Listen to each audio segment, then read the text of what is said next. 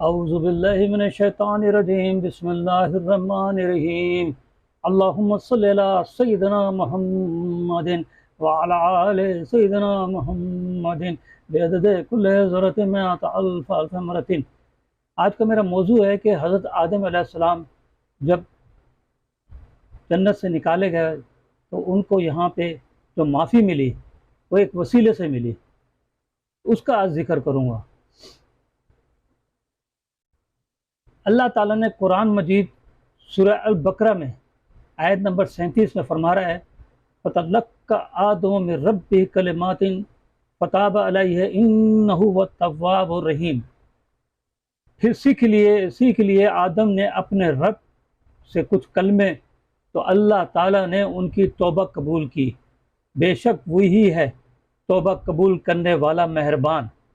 یہ سورہ البقرہ کی آیت ہے، اس میں اللہ تعالیٰ فرماتا ہے کہ آدم علیہ السلام نے کچھ کلمے سیکھ لیے جس کی وجہ سے ان کی توبہ قبول ہو گئی۔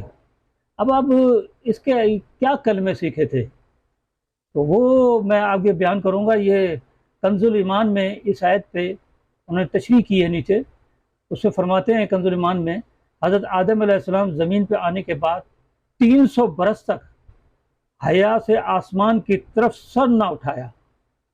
اگرچہ حضرت داؤد کثیر القار تھے، آپ کے آنسو تمام زمین والوں کے آنسوؤں سے زیادہ ہیں، مگر حضرت آدم علیہ السلام اس قدر روئے کہ آپ کے آنسو حضرت داؤد اور اہل زمین کے آنسوؤں کے مجموعے سے بڑھ گئے۔ خازان میں یہ موجود ہے یہ بات۔ طبرانی و حاکم ابو نعیم و بہقی نے حضرت علی مرتضیٰ رضی اللہ تعالیٰ سے مرفوع ہے کہ روایت ہے کہ جب حضرت آدم علیہ السلام پر عذاب ہوا تو آپ کو فکر توبہ میں حیران تھے۔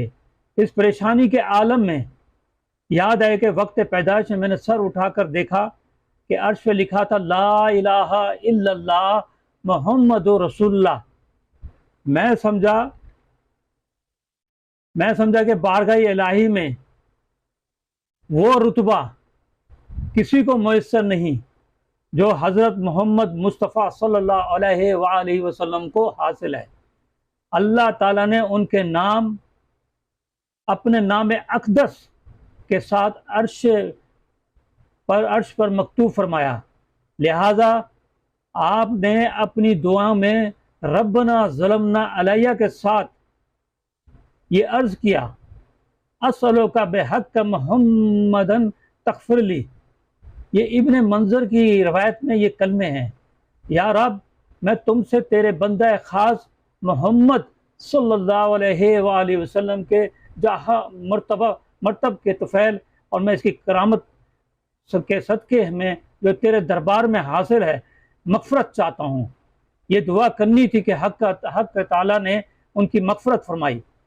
حضرت آدم علیہ السلام کی توبہ 10ویں محرم کو قبول ہوئی۔ جنت سے اخراج کے وقت اور نعمتوں کے ساتھ عربی زبان بھی آپ سے سلب کر لی گئی تھی، بجائے اس کے کہ زبان مبارک پر سریانی جاری کر دی گئی۔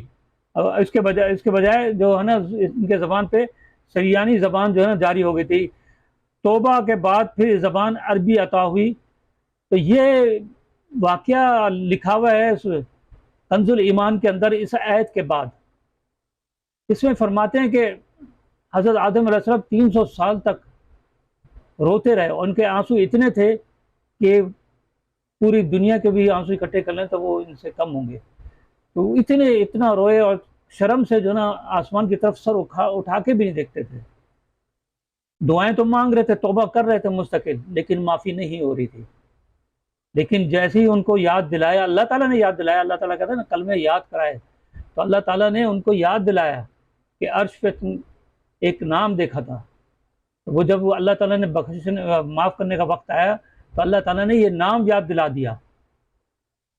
اس نام کو یاد کر کے توبہ کی، معافی مانگی تو اللہ تعالیٰ نے معافی عطا کر دی۔